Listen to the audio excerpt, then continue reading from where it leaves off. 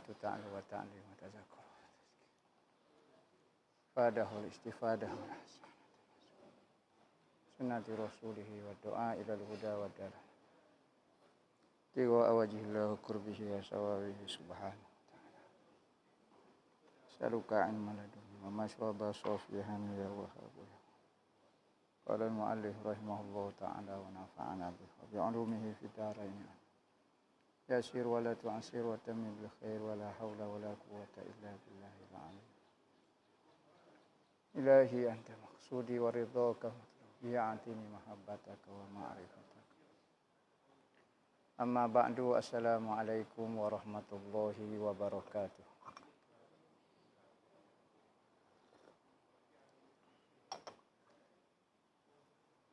Katanya pengarang rahimahullah ta'ala wa nafa'ana bihi wa bi'ulumihi fid daraini amin.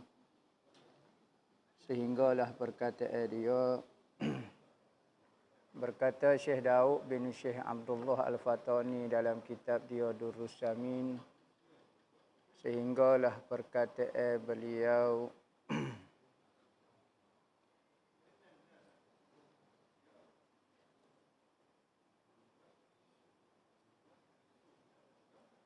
kat mana tak ingat lah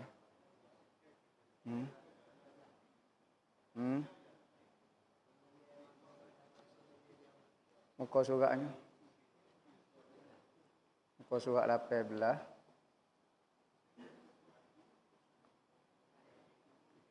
Kemudian maka berkata sahibul jauhar. Itu. Kemudian maka berkata sahibul jauhar rahimahullahu ta'ala. Nama kitab dia Jauharatut Tauhid. Pengarang dia Syekh Ibrahim Al-Laqani, orang Morocco, Maghribi, mazhab Maliki. Dia kata dalam mata dia bunyi tajid bihi sun'an badi al-hikami, lakin bihi qama dalilul adami. Mata dia bunyi gitu. Nescaya apabila kita melihat kepada makhluk, mata sebelum dia bunyi lagu mana? Dia kata nak kenal Tuhan ni, fanzur ila nafsika summan taqil lil alamil ulwi summas sufli. Jawab apa dia?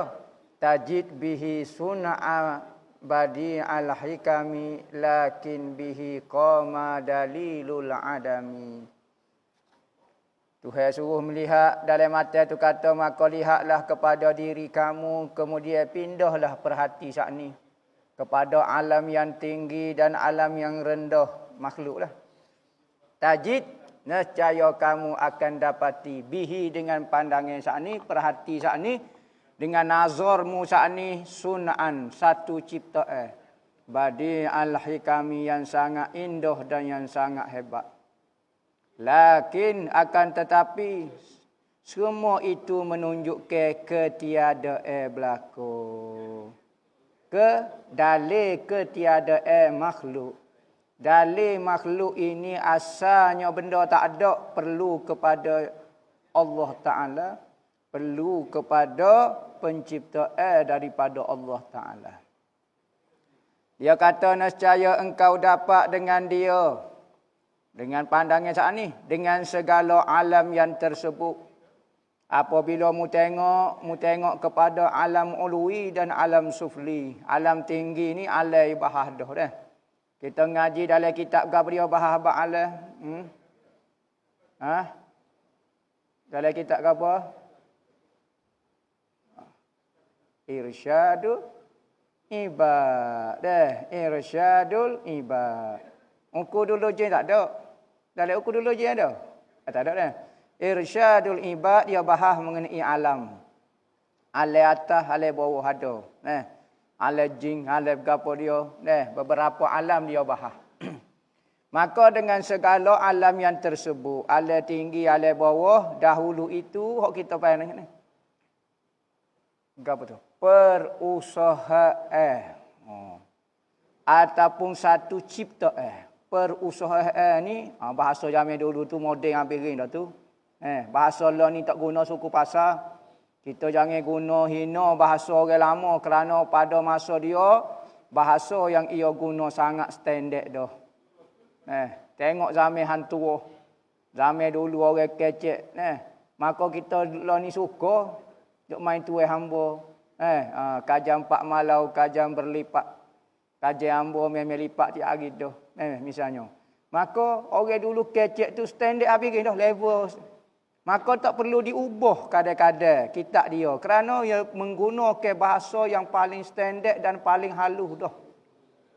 Sehingga ke setengah-setengah ulama kata hamba rojok orang-orang dah. Tak cakap cari dah bahasa. Habis dah tu tinggi. Maka orang lah ni sekalipun tak faham perusahaan. Gapo dia perusahaan? Sebab tu khilaf dalam ilmu tauhid payah sangat. Kitab-kitab tua menggunakan bahasa zaman dulu, kita tak guna dah bahasa tu. Bukan salah di orang tua, salah di kita tak belajar ilmu orang tua. Maksud dan fahaman daripada ilmu dia kita tak boleh belajar saja. Dalam tauhid kata perkata, berkata, perkataan. Kata asal daripada kalimah kata tu banyak dah.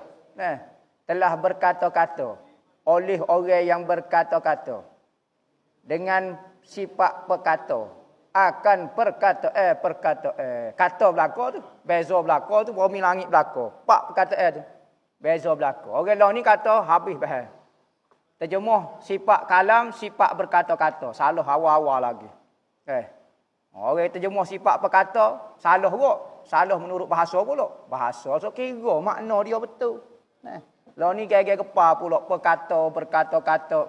Tak mengaji sudah lalu. Perusahaan sun'an satu ciptaan, satu hasil usaha. Tapi Tuhan tidak usahalah. Orang penting hasil daripada perbuatan Tuhan kata. Apabila kita tengok kepada alam ulwi dan alam sufli, maka dahulu tu, maka itu perusahaan yang amat indah lagi amat teguh. Kita akan dapati usaha.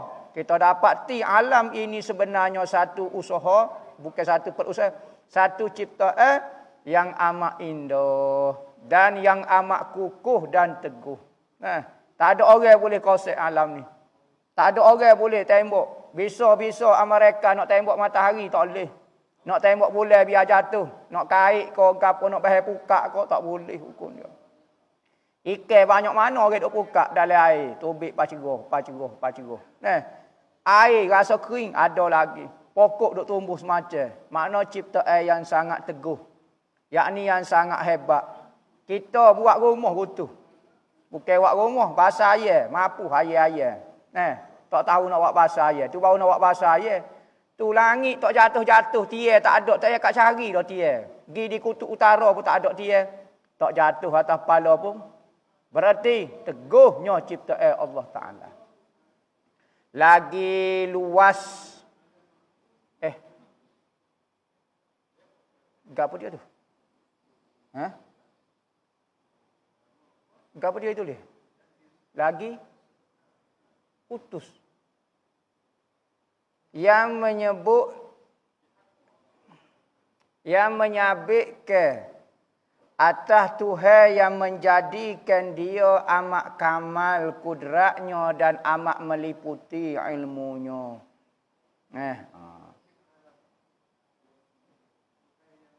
Utus. Kalau badik ni bahasa Arab maksud dia indah. Badi al-hikami maknanya ciptaan dahlah comel. Badik yang sangat indah, hikam yang sangat kita nak kata gua nak hikam ni kita kata sophisticated kau bahasa Inggeris kau apa dia. Maknanya benda tu adalah comel, ada nilai-nilai seni, ada nilai-nilai teknologi, ada nilai-nilai ilmu dalam ciptaan tu. Nak ayat kan tahu bahasa dia. Hak tu badi al-hikami kita panggil. Maknanya indah tapi ada ilmu di sebalik tu. Bukan kata indah saja kosong gitu. Tak. Ada hikmah, ada ilmu tersimpan dalam itu. Tersimpan kat apa dia? Menunjukkan, mensabit ke atas Tuhan yang menjadikan dia itu amat kamal kudratnya dan amat meliputi ilmunya. Menunjukkan pencipta dia itu sangat sempurna kuasa dia sehingga boleh mencipta alam ulwi, alam sufli itu. Dan amat meliputi ilmu dia, sangat meluas ilmu dia. Kita kalau ilmu tak meliputi tak boleh. Bawa nak pergi berdebat dengan orang, ilmu nahwu pun tak reti, malu kat orang. Tak boleh nak jawab, ni ilmu meliputi. Tanyalah soalan kata mana boleh jawab belaka, tu ilmu meliputi. Maka ciptaan makhluk ini menunjukkan melauknya ilmu Allah Ta'ala. Muhit sangatnya, melauknya ilmu Allah Ta'ala, sehingga ke setiap sudut tak boleh nak kritik dah ciptaan Tuhan ni. Tetapi nampak kebesaran Tuhan apabila kita melihat makhluk ni, nampaknya kehebatan Tuhan. Tetapi adalah alam ini jikalau sehingga pada teguhnya baharu.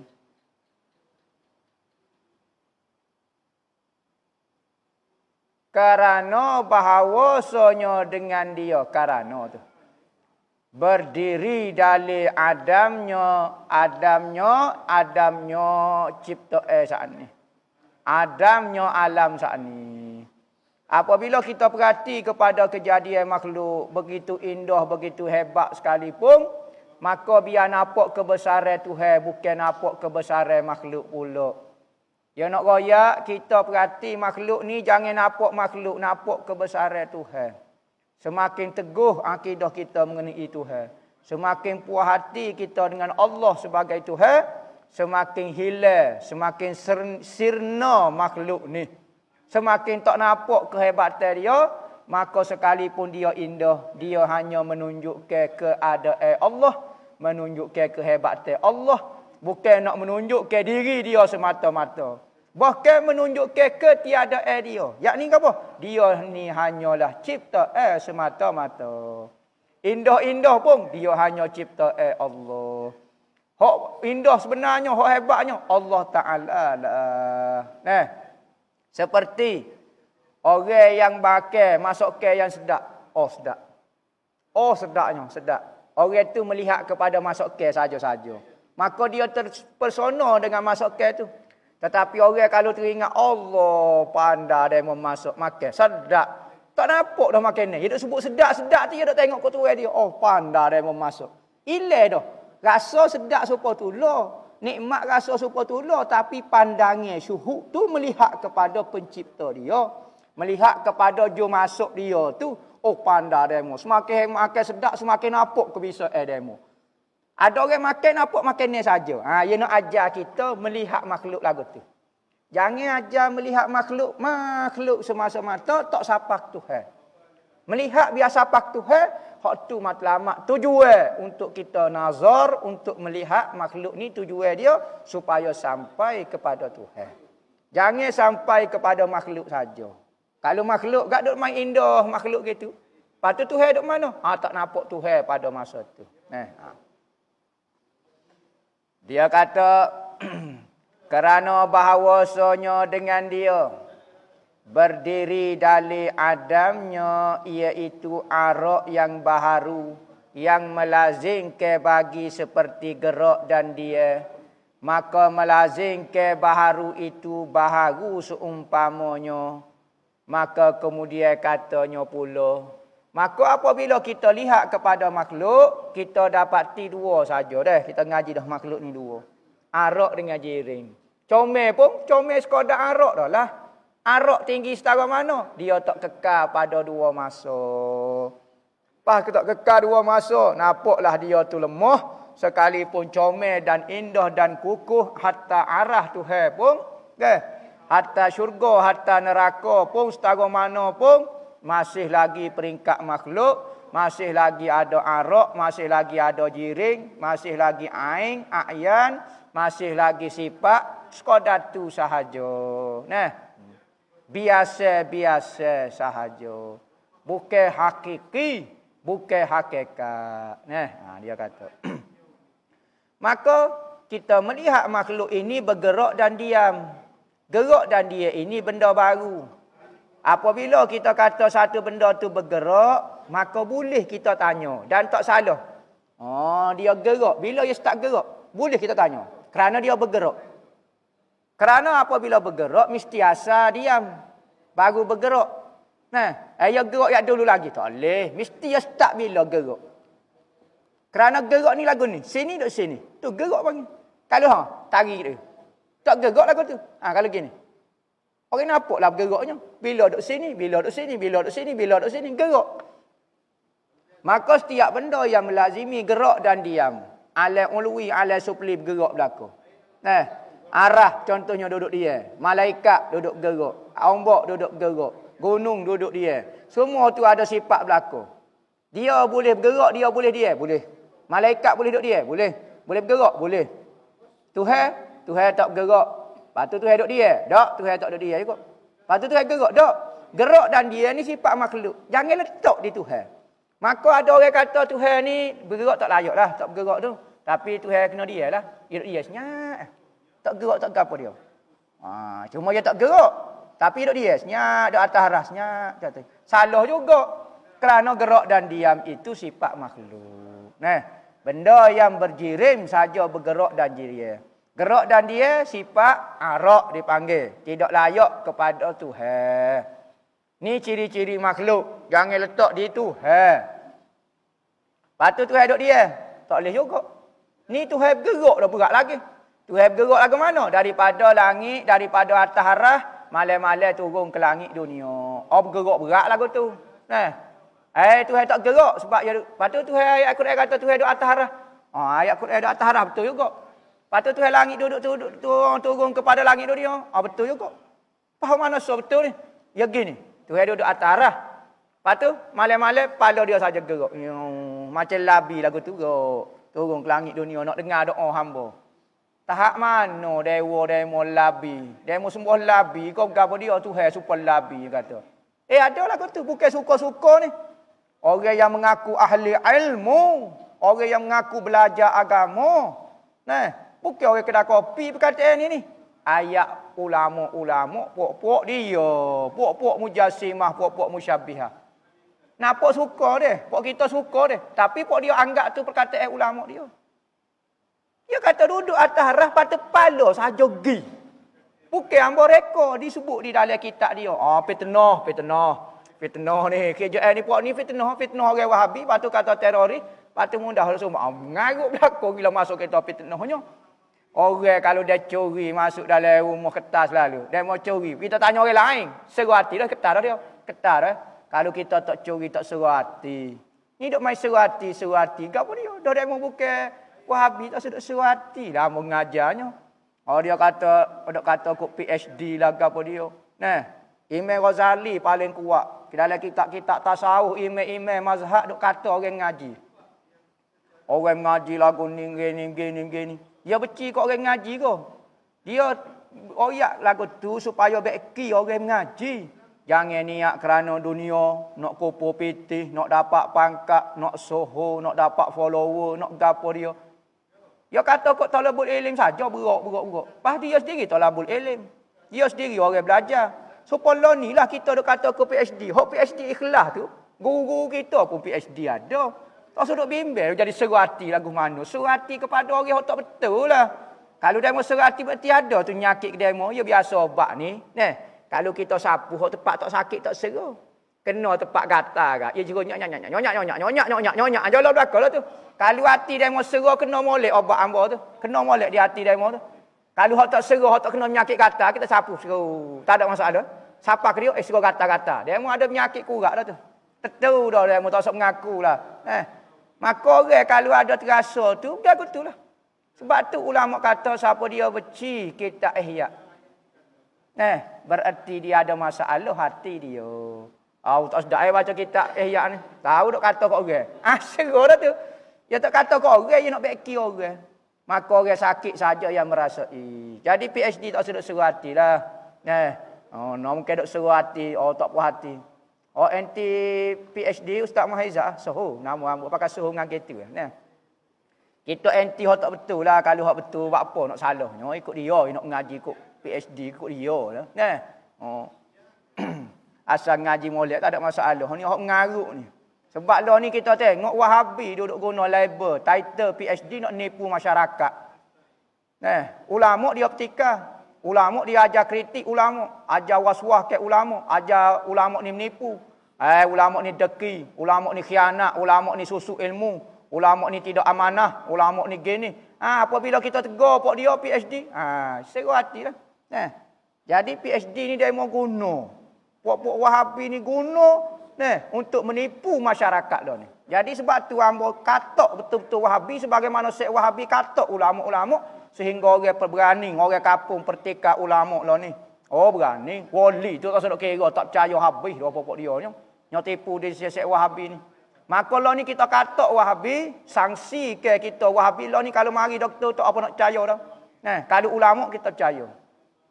Nah, timbul lagu tu pula sebab dia yang mensangsikan dengan ulama, yakin dengan PhD. Lah ni konsep kita sanksi dengan PhD, yakin dengan ulama. Lama mana dia dok kata ulama. Kata PhD segar hati lalu. Kata ulama tak apa. Biasa ya. Manusia kan boleh dikritik. Wah, patut PhD tak boleh kritik ke? Pelik dia bukan manusia. Kau dia gapo hatu. Kau gapo dia. Lagu tu. Jadi perhatilah alam ini mendapati semua ciri-ciri makhluk ada pada dia. Gerak dan diam. Gerak bila bermula gerak. Diam bila bermula diam. Maka sifat-sifat itu gerak dan diam melazimi bagi jirim, bukan bagi zat Tuhan. Zat Tuhan tidak memerlukan kepada tempat. Kalau gerak perlu pada tempat. Ya gerak daripada tempat mana kepada tempat mana. Misalnya ni gerak daripada atas bergerak kepada tempat bawah. Maka Tuhan ni tidak perlu kepada tempat. Maka lagu mana nak gerak? Dia sendiri tak perlu kepada tempat dah. Makhluk tak apa dia perlu kepada tempat. Maka apabila benda yang bertempat melazimi boleh bergerak dan boleh diam. Hamba tengok bukit dia dulu lagi duk kerah lagu tu tak gerak-gerak. Kita ambil cok cakur sikit bukit golek tu boleh gerak tu dia. Cakur sikit tak jadi dia sendiri tu tak gerak. Ya kaedah dia apabila nak test sikit pun cukup dah. Kita kalau nak test gula sekawah ambil sodu cebok sini manis dah tu. Tak payah minum gakor. Bila kita test bucu sikit tu jala dah tu, manis dah tu gula tu. Tak syarat kena minum belaka. Maka nak tahu bukit tu boleh gerak kita je. Hamba yak dulu lagi tengok ombak ni dok gerak. Yak sampai cek war hamba ke. Takut dia gerak semacam. Kata dia boleh dia. Ambil bubuh dalam gelas, duk sebentar senyap. Cakap nak cebok selaut belaka semua nak suruh dia tak payah nak bagi contoh lagu tu. Maka semua itu menunjukkan makhluk. Apabila makhluk menunjukkan benda tu baharu. Apa maksud baharu sebenarnya? Baharu ni asal benda tak ada. Tu. Qama dalilul adami. Maka semua itu hanya menunjukkan makhluk itu benda tak ada. Benda perlu kepada Allah pencipta dia. Yang suruh nampak lagu tu. Jangan semakin melihat makhluk, semakin nampak kukuh makhluk. Semakin indah, semakin hebat. Sebagaimana orang tabi'i dipanggil. Orang tabi'i ni dia kata seperti ada pendapat ada seorang lah malah nak sebut takut dia kata mengopak orang mati dah. Dia kata alam ni qadim naui panggil. Alam ni qadim. Hak hidupnya hak kita ya. Pokok ni hidup gitu. Dunia ni lagu tu, hak barunya kita hidup mati dia kita hidup mati. Alam ni memang qadim dia kata. Jenis dia tu jenis qadim lagu tu. Duduk hak matinya kita. Alam ni alam duk lagu tu. Duk udara lagu tu. Sudah kata. Ni pening juga macam-macam pendapat. Kerana dia tengok ada semacam. Ni duk tengok makhluk. Tujuan kita memerhatikan makhluk supaya melihat kebesaran Tuhan. Supaya hilang makhluk di dalam hati kita. Ni duduk kecek makhluk hingga ngajar tauhid dah. Sebut makhluk-makhluk. Lupa duk kecek tajuk Tuhan sebenarnya.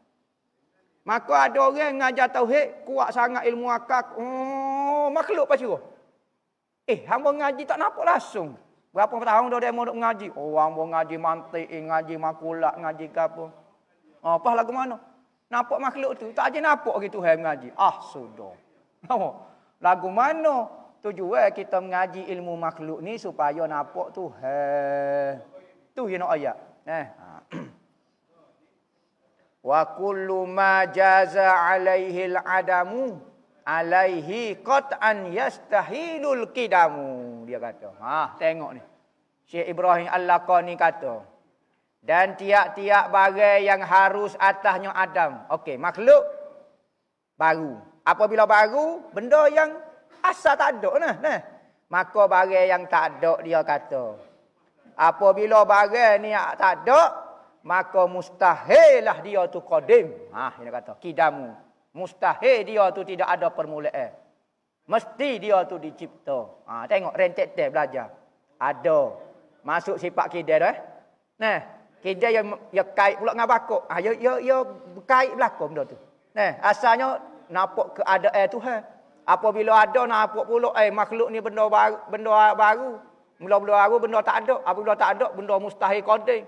Mustahil dia tu benda qadim. Nampak dah Tuhan duk kekal lagu tu pula. Lagu. Tu cara nak perhati. Kita perhati belalok putih mata pun tak tahu apa dia tengok. Duk tengok kau alam ni. Gi berderak tengok alam apa dia. Tengok apa dia? Tahu. Tengok pokok. Tengok.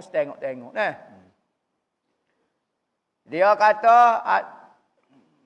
dan tiap-tiap barang yang harus atasnya Adam putus mustahil keda. Tentu dah putus ni qat'an. Tu kata qat'an tu. Tentu putus dah. Mustahil dia akan jadi qadim kerana benda baharu. Ketahui olehmu apabila sudah tetaplah bahawa alam sekaliannya muhdasun. Yakni ada dahulunya tiada. Ada dia lah ni. Tapi dahulunya dia tak ada. Kena ingat perkataan tu. Ada dahulunya tak ada. Jangan sebut ada saja takut tukar dengan Tuhan. Tuhan ada. Ya. Ambo ada. Ya. Tapi demo tak habis lagi kecek. Demo ada dulu tak ada. Kena sebut tu. Biar khabar kita ni asalnya tak ada. Cuma diciptakan. Dan yang muhdas akan dia itu yakni yang muhdis. Akan dia itu yakni yang mengadakan dia Allah Ta'ala. Muhdis. Muhdis ni orang yang menciptakan dia tentulah Allah Ta'ala. Artinya zat yang wajibal wujud. Apa maksud Allah? Allah tu nama. Kalau orang tanya Allah tu gapo? Allah tu nama kepada Tuhan. Jangan kata Allah tu Tuhan. Kita tak sembah nama, kita sembah zat. Lepas tu, dia tu siapa? Kalau dia tanya, dia tu siapa? Barulah kita sebut, dialah Tuhan yang sebenar. Allah tu apa? Allah tu nama kepada Tuhan. Dia tu siapa? Dia tu Tuhan. Ronaldo, pemain bola sepak, salah. Ronaldo ni nama kepada pemain bola sepak. Dia tu siapa? Dia tu pemain bola sepak. Beza. Kalau orang tanya Allah pun salah dah kita jawab. Orang tanya, Allah tu apa? Allah tu Tuhan. Salah. Allah tu nama. Nama dia, Allah. Alih leleh hak tu nama dia.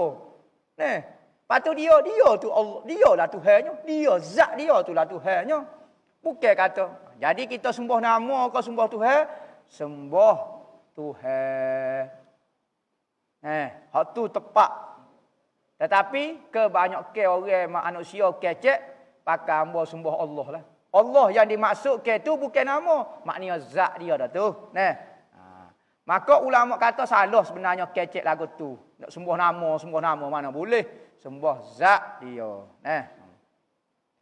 Apa yang Allah Ta'ala artinya zat yang wajibal wujud. Yang ada wujud itu tiada awal dan tiada akhir. Tuhan ada, tak perlu lagi tambah. Kita ada, ya ada. Tapi demo dulu tak ada. Nak sebut kata itu. Akhir pun tak ada. Kerana benda yang tidak bermula, tidak akan berakhir. Sebab tu orang kata, kalau tak boleh mati, jangan hidup. Tentu dah tak mati kalau tak hidup. Kalau dah hidup, mesti akan mati. Kalau bermula, mesti akan berakhir. Kalau tak boleh berakhir, jangan mula. Katanya siapa dia? Jalaluddin Ar-Rumi kata. Jalaluddin Ar-Rumi kau kata. Aku mencintaimu di dalam diam. Aku mencintaimu di dalam diam. Kerana apa? Kerana di dalam terai-terai aku menerima penolakan. Betul tak? Ya. Kita kalau saya ke orang jangan royak ke dia. Baru cinta kita tidak ditolak. Tapi kalau kita royak, awak, saya nak kat awak. Kemungkinan dia tolak, kemungkinan dia terima. Maka kalau kita iklan ke, kita beritahu cinta kita suka kat orang, mungkin berlaku penolakan. Sebab tu katanya Jalaluddin Ar-Rumi, aku mencintaimu di dalam diam kerana di dalam dia tidak ada penolakan. Betul. Panggil kau mabuk sorga. Mabuk sorga. Mabuk sorga ni tak apalah, hak penting tak ada orang tolak dia lagi. Tapi kalau dia royak sudah. Kerana apa? Kalau iklan mungkin ada tolak ke. Adalah baginya beberapa sifat kamalat yang tiada terhingga padanya pada jihad tiada dapat dipilih pada nafsu amri wallahu a'lam. Dan adalah baginya kata kita.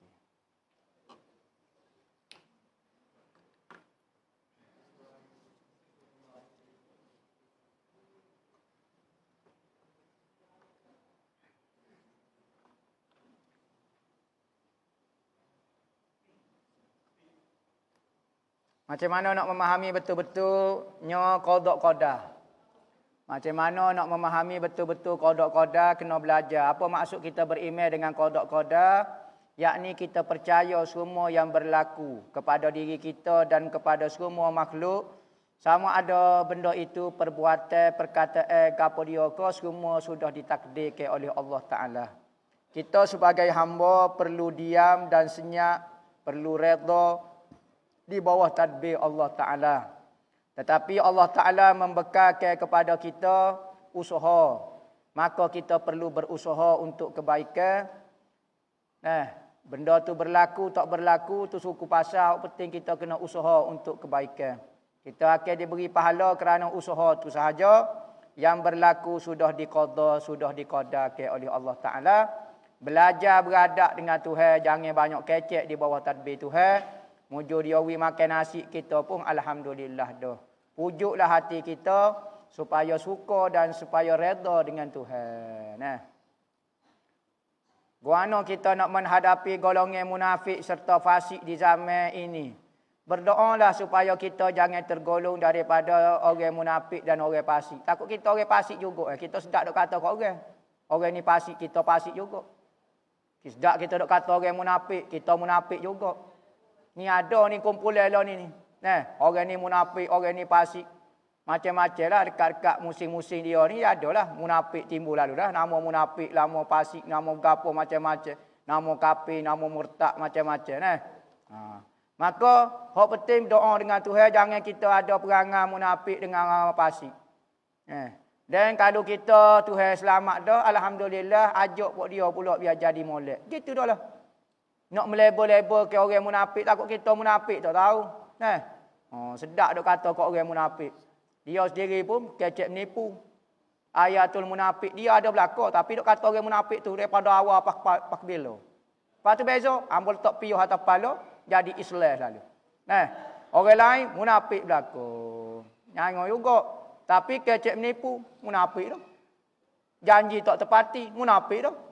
Wa izatu minal khana, apabila diamanah, wa khana pula kepada orang-orang wi amanah kepada dia, beribu orang wi amanah ke dia. Lepas tu tak munafik lagi. Dok kata orang munafik lagi ke? Bolah dok kata orang munafik lah ni doa tu, jangan kita jadi orang munafik. Gitulah.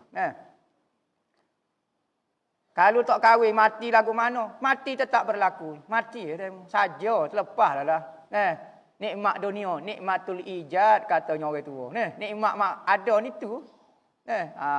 Kalau tidak mati tak ada nak merasa nak kata guan dah mati cakap kamu nak tahan malaikat mau nak kata guan. Cuma dalam hadis Nabi kata seburuk-buruk mati adalah mati dalam keadaan bujang, mati tak nikah. Abu Darda ko Abu Ayyub Al-Ansari ko apa dia? Dia mati bini dia nikah selalu. Dia kata apa? Sebab aku bimbang malam ni aku tidur dalam keadaan bujang. Malam mesti kena tidur dengan orang tino. Tak boleh kalau tidur. Kerana aku bimbang hadis Nabi kata kalau mati dalam keadaan bujang, mati seburuk-buruk mati. Bak apa? Tak tahu lah. Nabi sebut lagu tu. Tak puas hati dak. Tak semestinya. Tak tahulah. Tu kena syarah pula lah. Tetapi lagu tu lah. Kena menikah lah, nyanyi lah. Kau tua-tua tu kena carilah. Duk nyemak sore tak jadi juga. Ambo bawa jalan orang tua pergi Melaka lah, duduk sana sehari pagi jalan Kuala Lumpur pula, boleh jamak kosa kodok orang tua, bawa orang tua pergi jalan. Gini. Di dalam Bajuri Ibnu Qasim Bajuri Ibnu Qasim alamat Fathul Qari. Dia kata tak boleh kita musafir semata-mata nak pergi derak, tak boleh. Kerana orang dulu nak musafir ni satu benda besar tahu, pergi jalan jauh ni, kalau benda tak penting orang tak pergi musafir. Maka tujuan musafir ni contohnya musafir kerana bekerja. Okey, masuk akal. Musafir pergi belajar. Ya, musafir nak pergi gini, ada. Tetapi musafir semata-mata nak pergi jalan lagu tu, orang tak buat musafir lagu tu. Maka ia panggil qasak musafir tidak sahih. Maka musafir tu tidak sah dijamak qasak. Kerana seolah-olah musafir tak ada matlamat dan tujuan. Asalnya. Tetapi ia sebut. Kalulah kita jalan saat ni kerana kita duduk rumah serabut perut. Ada masalah, ada anxiety, ada serabut perut, ada pressure cooker atas kepala kau apa dia, serot tekan sangat atas muka dunia, dia tak tahu neraka berat lagi. Ya tak cukup fikir dunia ni pecah kepala dah. Maka dia pun nak pergi jalan kerana nak hilangkan perasaan itu. Maka macam rawatan lah. Nak pergi jalan untuk hilangkan serabut perut kau, hilangkan tension kau. Maka boleh pergi jalan. Ya, hak tu dimasuk rawatan, sah dia musafir lagu tu dan boleh jamak qasar. Tengok rojok dalam kitab Bajuri sendirilah. Lebih kurang syarah dia lagu tu. Suami saya kata amalan sunat saya seperti solat tahajud. Baca Quran sia-sia. Kerana dia kata dia tak reda saya banyak masuk ibadat. Sedangkan saya buat untuk dapat reda Allah. Haruskah saya berhenti dan teruskan mujahadah? Kalau betul awak nak reda Allah, awak mesti taat kepada suami. Ingat, kita apabila isteri orang, suami kita mesti kita reda. Reda Allah, reda Nabi Muhammad, reda suami. Kena cukup tiga lain ni, baru sah ibadat kita. Baru boleh pahala, baru Tuhan suka. Kalau kita buat benda tu benda pahala dah, tahajud bagus, baca Quran, tapi suami kita tidak reda, maka tak comel juga. Kerana ambil reda, ambil restu, buat sesuatu yang menyebabkan suami reda itu perintah daripada Allah. Tuhan suruh kita buat suami kita reda kita. Maka jangan rasa ibadat kita kalau janggah dengan keredaan suami, jangan buat. Lagu tu. Tanya dia, ambo mayat 2 minit, cakap nak layan, pacarah. Tak boleh. Nak kata gua nak ikut dia lah. Tak apa. Dosa kodok kita tak semayang tahajud? Tidak dosa. Tapi kalau kita buat suami kita tak suka kepada kita, sudah. Sedekah Tuhan suruh buat, suami kita reda. Tinggallah hak sunat, supaya tidak berlaku benda yang dilarang oleh Allah Ta'ala. Tak apa, tak sudut takut, tak sudut apa dah. Ibadat kita sebagai isteri, syurga neraka kita di bawah ketentuan suami. Saya ni. Macam mana nak buat ahli keluarga yang sudah sesat ajaran Islam, mohon bagi pendapat family hamba tak tahu nak buat guana. Sesat lagu mana ni? Masuk Wahabi kau ke mana? Semata-mata sesat lagu mana, kena belajar lah. Pergi cek kau, pergi cari majlis agama kau, istihar kau, apa dia. Kata pergi jumpa tengok video kau, apa dia. Lagu mana? Tahu sebut keluarga kamu sesat. Sesat ke mana? Tak tahu. Jadi Wahabi kau guana tak tahu sesat. Jadi sesat jadi ayah ping kau, apa dia. Tak tahu lagu mana sesatnya. Jadi kena rojoklah cari ustaz-ustaz kau, apa dia. Tanya sesat kata mana. Kadang-kadang kita nampak macam sesat. Keluarga kita tak sesat. Kita rupanya Wahabi. Dok kata keluarga kita sesat ikut Ahlus Sunnah wal Jamaah. Kita sebenarnya sesat terbalik pula. Jadi hamba tak tahu soalan ni terlalu umum sangat. Sesat ke mana tak tahu. Supaya oranglah tak biasa makan apung. Ginilah supaya kata sesat siapa Kota Baru dah sesat lagi. Tak tahu. Telefon hamba sesat ni. Dok mana dok Kota Baru dah? Welung. Dok Kota Baru dah sesat lagu mana? Dia tak tahu sesat tu apa dia. Masalah juga. Amalan harian yang mudah senang diamalkan tapi fadilat dia besar. Buat ibadat ikhlas kerana Allah, insya-Allah benda tu jadi besar. Ingat, benda yang ikhlas ni bukan kaleng-kaleng orang panggil. Bukan kaleng-kaleng, memang ganah. Benda boleh buat ikhlas tu sangat hebat. Maka kejarlah ikhlas, carilah keikhlasan, semua benda tu akan jadi besar di sisi Allah. Buat semata-mata kerana Allah itu sudah jadi besar berlaku. Amalan ni kalau bukan buat kerana Allah jadi kecil habis. Tapi kalau buat kerana Allah, benda tu jadi besar. Selawatlah, ngatik la ilaha illallah, istighfar. Lazimi waktu. Tahiyat awal, ada setengah ustaz kata kalau salah kaki duduk tahiyat awal tak sah. Apa tak sah? Tahiyat awal ni nak duduk belunjuk boleh, nak duduk sela boleh. Ngakak tak boleh lah, nampak berat sangat. Duduk sela, duduk belunjuk, duduk ikutlah, duduk macam duduk hantu roh, kau boleh berlaku. Cuma ada kedudukan duduk sunat dia. Duduk sunat dia macam kita duduk biasalah. Duduk iftirash. Hak tu paling pahala banyaknya. Duduk sela pun boleh. Bagaimana kalau kita tidur tak dapat ikut cara Nabi kerana ada masalah kesihatan. Hak penting ada cita-cita nak ikut sunnah Nabi. Moleknya sebelum kita tidur, kita buat dulu cara Nabi. Lepas tu kita duduk macam biasalah. Dapat pahala. Bagaimana kita nak tahu kita sudah mencapai nafsu mutmainnah? Orang yang siapa saja dia akan tahu dia tu nafsu mutmainnah. Kalau sebelum lagu tu, tu tak panggil mutmainnah, dia panggil Tok Muhammad Niknah. Panggil nama tu nama dia. Bukan Tomak Nino. Maka nafsu mutmainnah ni sunyi daripada dosa zahir dan dosa batin. Kalau kita rasa perut pedas kita masih ada rasa jahat lagi kepada orang, sekalipun kita luar tu okey dah, dalam ada jahat lagi, ada deki lagi, ada busuk hati lagi, ada suka jahat ke orang lagi, ada lah. Okey tak sedut kecek bab mutmainnah lagi tu. Hak tu baru lawa amah, mula hamah baru. Tak tahu kok mana baru. Mutmainnah ni betul-betul dia. Pas orang nak betul-betul duduk dengan Tuhan ni, hati duduk dengan Tuhan semacam lagu mana dia didik tahu hati dia. Nafsu maksiat, hak zahir tak sekira, hak dalam pun tak ada. Dia bersihnya hak dalam lebih daripada hak luar lagi. Hak luar kita kata Allah kawan ni tak setuh dah benda maksiat dah nampak kaya. Hak dalam lagi-lagi dia jaga. Pok kita luar sekarang main tasawuf dalam juga. Supaya malapa. Ikut gapo dia mari cak puak kekoh. Ikut main berat raksasa. Atromen tak boleh lawan raksasa kita kalau waktu ubik daripada dada kita.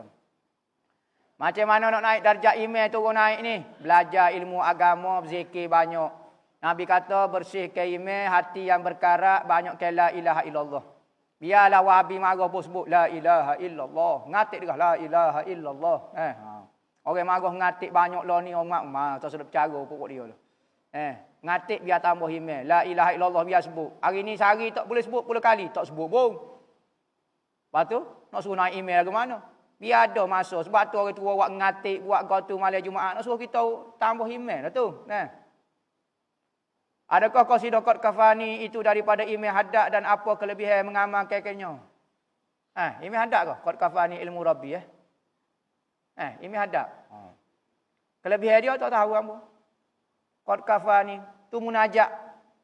Maka kita ambil munajat wali-wali ini sebagai munajat kita. Kerana kadang-kadang kita nak kecek dengan Tuhan, nak munajat dengan Tuhan, takut salah adab. Takut kita minta benda hak tak layak, kita tolak benda hak tak layak. Maka imam hadap ni pandai dia minta, maka kita minta ambil doa-doa dia, munajat-munajat dia, iftihar dia, kita bukan dia pun, tapi ambil ayat dia. Supaya kita nak ngejah lah, nak ngejah orang tino. Kita tak reti kecek gak sila keranggos selalu lah. Jadi nak ngejah orang tino lagu mana, sila keranggos, teh kedaros, orang tak kecek gitu. Jemput teh kedaros, orang tak sebut teh kedaros. Memang kasar lanjut. Maka kita kena tiru ayat-ayat orang lah. Ayat-ayat roman picisan. Ambil ayat orang yang ngejah kita. Kecek supaya nyepak. Kecek supaya orang ulu lah. Tapi kecek dalam WhatsApp. Allahu Rabbi. Supaya artis kecek. Kecek depan lagu ni. Allah boloknya kawan ni. Ni lagu tu lah. Maka kita nak munajat dengan Tuhan kadang-kadang tolong buat kita ni. Maka ambil ayat-ayat wali lah. Gitu saja. Apa amalan agar dibebaskan daripada belenggu hutang? Pertama, minta doa dengan Tuhan. Ya Allah, ya Tuhanku. Nama. Pertama, niat. Niat nak bayar hutang dia. Ada orang tak niat. Tak ada niat nak bayar hutang. Maka dalam hadis Nabi kata siapa dia yang berhutang dan dia betul-betul niat nak bayar hutang tu, nescaya aku akan tolong bayar dia. Tetapi siapa dia yang berhutang, lo ni berhutang tak ada niat pun nak bayar. PTPTN tak si bayar, hutang bank tak si bayar. Niat petai hari lagi. Ngasai dia pun tak si bayar. Kalau ada PT ya. Niat tak segitu. Niat tak si bayar dah. Nescaya Tuhan akan hancur ke harta dia. Hak tu jadi tak cukup PT semacam. Dah hutang niat tak si bayar dah. Bukan kata hamba nak bayar sungguh ni, betul sungguh dari hati hamba nak bayar. Pertama niat nak bayar hutang. Kedua berdoa dengan Tuhan. Patu amalah doa-doa Nabi Muhammad ajar dia. Allahumma inni a'udzu ajzi wal kasal, jumni wal bukh, wa a'udzubika minal ghalabati daini wa qahrir rijal. Ya Allah, aku berlindung daripada kerahnya hutang. Maknanya belenggu hutang, wa qahrir rijal, dan kekerasan lelaki-lelaki pemungut hutang. Kita minta doa lagu tu. Nabi Muhammad ajar kepada sahabat dia dapat menyelesaikan hutang dia. Mudah-mudahan dengan berkat doa Nabi ajar. Nasihat macam mana nak pasu anak dara tak mahu kahwin. Bapa tak si menikah ni. Sebab risau tak boleh jaga mak ayah dia. Kalau dah tu kahwin. Allah Rabbi. Pasal apa dia nak pasu ni? Mak ayah dia ke? Awak nak pasu dia ni? Awak saya nak pasu lah dia. Sebab dia tak si kahwin dengan saya ni. Dia buat alasan nak cara anak dia, nak cara mak ayah dia ni masalah juga. Tak tahu cara orang lain lah. Takut nak khidmat lagi. Dia suruh bosan, dia tak silap caranya. Dia buat syarat lah duduk dengan orang tua dia, kau apa dia. Gitulah. Boleh nak nikah dengan anak saya, kena duduk dengan saya lah. Sebab dia seorang, saya tak ada orang cara dah. Kena gitu lah. Kena kecek molek lah dengan natu dia. Dia nak nikah sangat, Otino ni pun. Duk main mesej macam takut kau guano tak tahulah. WhatsApp semacam dengan Korea dengan artis K-pop. Kalau K-pop mari mungkin dia terima tu rasa. Kita pakailah topeng K-pop tu. Biar tangan gelak sebelah. Tak apalah kantoi dengan lagu tu. Bila seorang wanita terlibat dengan dakwah kepada pelancong non-muslim secara sukarela lah. Keadaannya tidak mengganggu rutin kehidupan sebagai isteri, dapat izin suami. Bukankah tempat yang terbaik seorang isteri berada di rumah? Betul. Isteri tempat yang paling molek di rumah. Tetapi kalau dia nak buat kerja dakwah sudah dapat izin, maka boleh. Okey, tak ada masalah. Dah dapat izin suami tak mengganggu taat dia kepada suami kau apa? Suami dia pun rela. Tak ada masalah apa. Cuma tidak afdal. Tidak afdal. Benda tu boleh pahala ya, tetapi dia panggil kurang fadaliyat dia. Keafdalan dia tu di rumah lebih afdal lagi. Lagu itulah. Wallahu a'lam. Al-Fatihah.